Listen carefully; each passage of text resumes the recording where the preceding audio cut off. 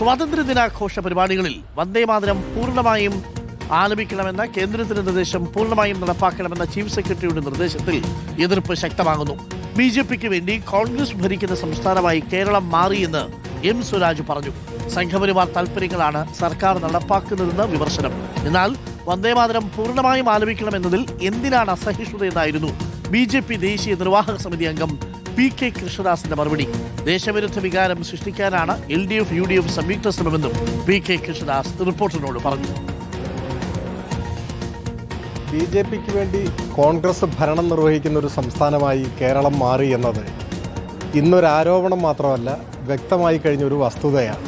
ഈ 3 മാസത്തിനിടയിൽ സംഘപരിവാർ താൽപ്പര്യമാണ് കേരളത്തിൽ തിരഞ്ഞെടുക്കപ്പെട്ട ഗവൺമെൻറ് നടപ്പിൽ വരുത്തുന്നതെന്ന് വ്യക്തമായിരിക്കുകയാണ്. അതിൻ്റെ ഒടുവിലത്തെ ഉദാഹരണമാണ് വന്ദേമാതരം പൂർണ്ണതോതിൽ ആലപിക്കണമെന്ന ചീഫ് സെക്രട്ടറിയുടെ നിർദ്ദേശം.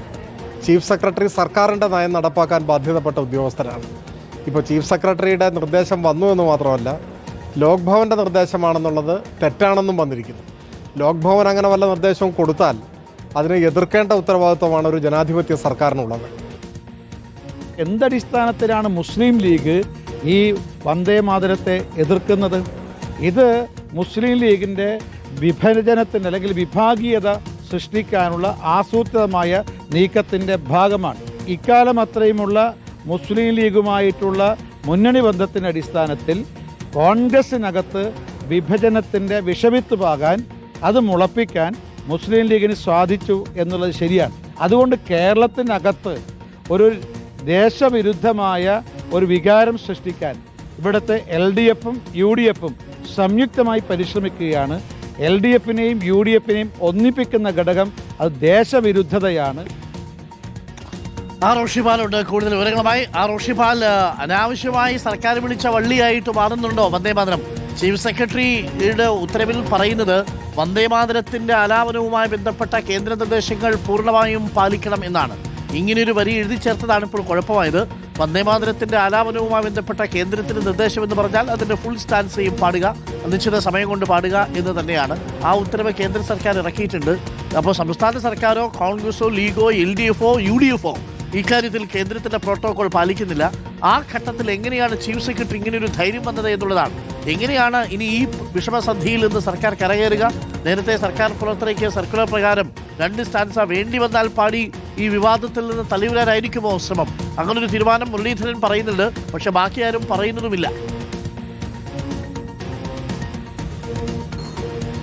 അരുൺകുമാർ, കേന്ദ്ര സാംസ്കാരിക മന്ത്രാലയം നൽകിയ കത്തിലാണ് ചീഫ് സെക്രട്ടറി തദ്ദേശ വകുപ്പ് പ്രിൻസിപ്പൽ സെക്രട്ടറിക്ക് ഇങ്ങനെ വന്ദേമാതരം ആലപിക്കാനുള്ള നിർദ്ദേശം നൽകിക്കൊണ്ട് കത്തെഴുതിയത്. ഇത് സംബന്ധിച്ച തുടർ തീരുമാനങ്ങൾ എടുത്ത് നടപ്പിലാക്കേണ്ടത് തദ്ദേശ വകുപ്പാണ്. കാരണം അതിൽ ഹർഘർ തിരങ്കയുമായി ബന്ധപ്പെട്ട ആഘോഷങ്ങൾ നടത്തുമ്പോൾ അത് ഏതാണ്ട് സ്വാതന്ത്ര്യദിനാഘോഷം സ്വാതന്ത്ര്യ ദിനത്തിൽ മാത്രമല്ല, അതിൻ്റെ ആഴ്ചകൾക്ക് മുമ്പ് തന്നെ ആഘോഷങ്ങൾ തുടങ്ങുന്നുമുണ്ട്. ആ ദിവസങ്ങളിലൊക്കെ വന്ദേമാതരം ആലപിക്കണം എന്ന് തന്നെയാണ്. അത് പൂർണ്ണമായി ആലപിക്കുന്നതിനോടാണ് കോൺഗ്രസിന് പ്രത്യേകിച്ച് പ്രതിപക്ഷത്തിനൊക്കെ എതിർപ്പുള്ളത്. അത് പരസ്യമായി പല ഘട്ടങ്ങളിൽ അവർ പ്രകടിപ്പിക്കുകയും ചെയ്തതാണ്. ഇനി ഇത്തരമൊരു കത്ത് നിലനിൽക്കുന്നതുകൊണ്ട് തന്നെ താഴെത്തട്ടിൽ അത് ഉദ്യോഗസ്ഥന്മാർ പാലിക്കുമോ എന്നതാണ്. ഇനി പാലിക്കുന്നില്ലെങ്കിൽ അത് ഔദ്യോഗികമായി നിർദ്ദേശം നൽകുക അത്ര എളുപ്പമായിരിക്കില്ല. കാരണം വന്ദേമാതരം അത് നിയമമായി, അത് ആലപിക്കണം എന്നത് നിയമമായി മാറിയ സാഹചര്യത്തിൽ അത് ആലപിക്കാൻ പാടില്ല എന്ന ഒരു ഉത്തരവ് ഇറക്കാൻ പറ്റില്ല. ഒരു വാക്കാലുള്ള നിർദ്ദേശം ഒരുപക്ഷെ നൽകാൻ കഴിയും.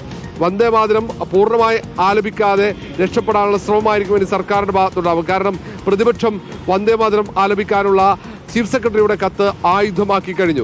അവിടെ പൂർണ്ണമായും പ്രതിരോധത്തിലാണ് UDF, പ്രത്യേകിച്ച് മുസ്ലിം ലീഗ് നേതൃത്വം. കാരണം തദ്ദേശ വകുപ്പ് പ്രിൻസിപ്പൽ സെക്രട്ടറിക്കാണ് ചീഫ് സെക്രട്ടറിയുടെ സുപ്രധാനമായ ഈ കത്ത് ലഭിക്കുകയും ചെയ്തത്. കോൺഗ്രസിനകത്തും ഈ കാര്യത്തിൽ അസംതൃപ്തി പുകയുന്നുണ്ട്. അതാണ് ഇന്നലെ KC വേണുഗോപാലിന്റെ വാക്കുകളിലൂടെ വ്യക്തമാവുകയും ചെയ്തത്. ഏതായാലും ഇന്ന് ഒരുപക്ഷെ മുഖ്യമന്ത്രിയും മന്ത്രിമാരൊക്കെ തലസ്ഥാനത്തുണ്ട്. ഇത് സംബന്ധിച്ച ചർച്ചകളൊക്കെ നടക്കാൻ സാധ്യതയുണ്ട്. കാരണം സ്വാതന്ത്ര്യ ദിനത്തിൽ ഇത് വീണ്ടും വിവാദമാക്കാതിരിക്കാൻ എന്താണ് ചെയ്യുക എന്നതിനെ കുറിച്ചായിരിക്കും ആലോചന. മുരളീധരൻ ഇന്നലെ തന്നെ മുഴുവൻ വന്ദേമാതരം പാടില്ല എന്ന് വ്യക്തമാക്കിയതാണ്. സമാന നിലപാടാണോ സർക്കാരിന്, അല്ലെങ്കിൽ മുഖ്യമന്ത്രി എന്താണ് ഈ കാര്യത്തിൽ പറയുന്നത് എന്നതാണ് കാതോർത്തിരിക്കുന്നത്. യെസ്, റോഷിപാലാണ് വിവരം നൽകിയത്. റോഷിപാൽ ശരിയാണ്.